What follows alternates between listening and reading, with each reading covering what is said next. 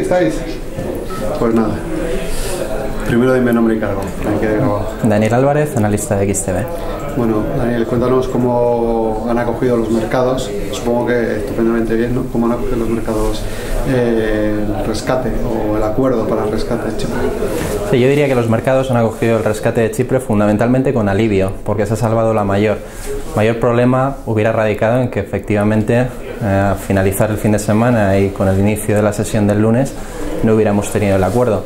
Finalmente es cierto que no conocemos los detalles y en Europa los problemas suelen venir precisamente por eso, por el desconocimiento de los detalles, pero al menos las líneas maestras de este plan de rescate a la economía chipriota sí que se conocen.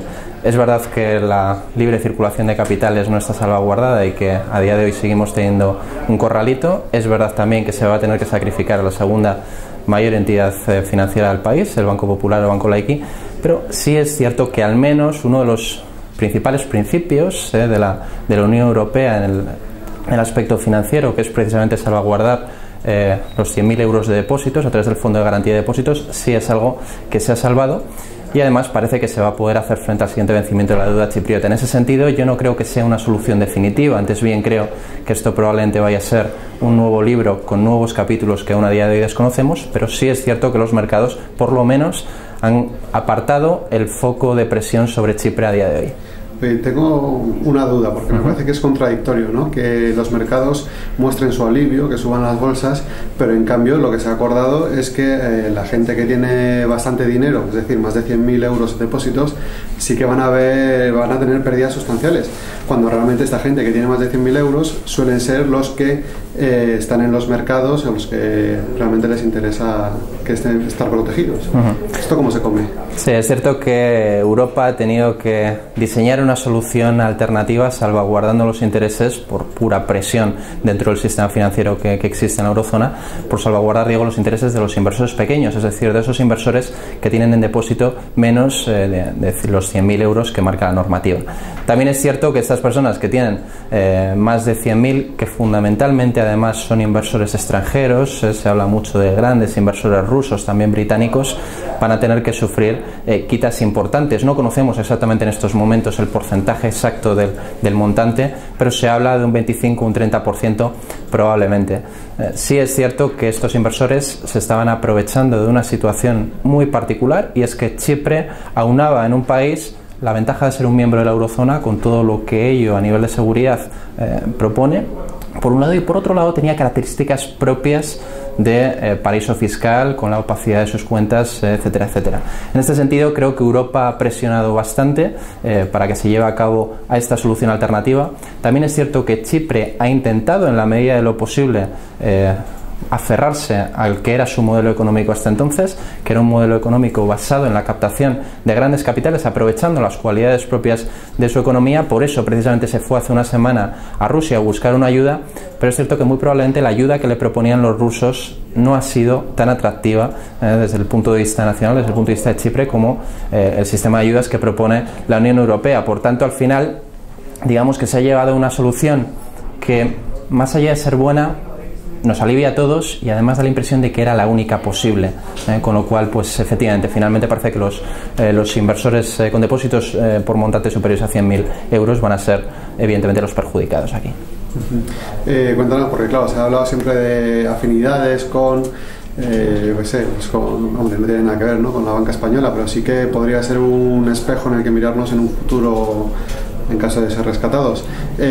Con esto ya se aleja los problemas que hay, o digamos los problemas que tenía el euro, ¿no?, que se decía que podía llegar a quebrarse y que fuera el primero que abandonara, o tú crees que esto sin más es una huida hacia adelante y que es posible que en un futuro vuelva a haber otros problemas? Bien, en el caso de Chipre yo no creo que se haya descartado completamente el problema, ni creo que la economía chipriota pueda darse por salvada de una manera definitiva. Antes bien creo que Chipre ha logrado salvar el primer match ball, pero va a tener match ball continuados, es decir, va a tener que reestructurar completamente su modelo, el modelo de su sistema financiero. Hay que tener en cuenta que a día de hoy Chipre había basado toda su estrategia en la captación de grandes capitales, de grandes pasivos, fundamentalmente extranjeros. Esto es algo que ya no va a poder hacer, va a tener que reestructurarse Por tanto, el siguiente vencimiento, es verdad que el primer vencimiento de deuda lo tiene cubierto, pero probablemente la caída de su PIB que implique esta salida de capitales en el futuro va a generar que, al ser una economía muchísimo menos atractiva por invertir, debido a que ya no hay la seguridad que antes ostentaba,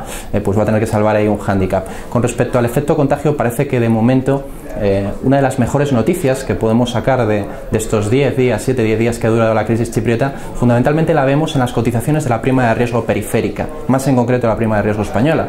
Y es que la prima de riesgo española ha oscilado a lo largo de estos días en realidad bastante estable. Es decir, en ningún momento se ha disparado. Las yields del 10 años español, el bono de referencia español, no ha estado nunca por encima del 5% de interés. Es verdad que tampoco ha caído de los soportes que tenemos en niveles de 4,70, pero de alguna manera ha estado bastante estable y no se ha crispado en ningunos momentos, que es lo que más de uno temía. En ese sentido, consideramos que, si bien es cierto que no podemos en absoluto descartar que España esté a salvo de este tipo de situaciones, pero sí que da la impresión de que, en particular con respecto a este capítulo nuevo que hemos tenido en Chipre, parece que el efecto contagio ha sido realmente pequeño.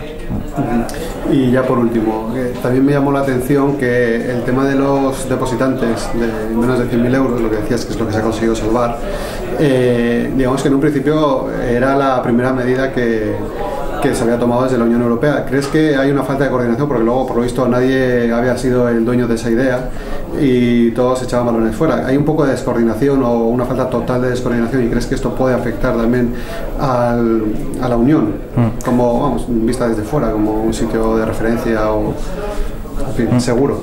Eso es una realidad, es decir, la falta de liderazgo en la Unión Europea es preocupante. A mí me preocupa bastante el hecho de que no hay un procedimiento claro después de prácticamente 2 años de crisis de deuda periférica. Obviamente llevamos más de crisis financiera, pero 2-3 años aproximadamente de crisis de deuda periférica, que no hay un procedimiento claro que seguir con unos pasos determinados a la hora de solucionar este tipo de problemas.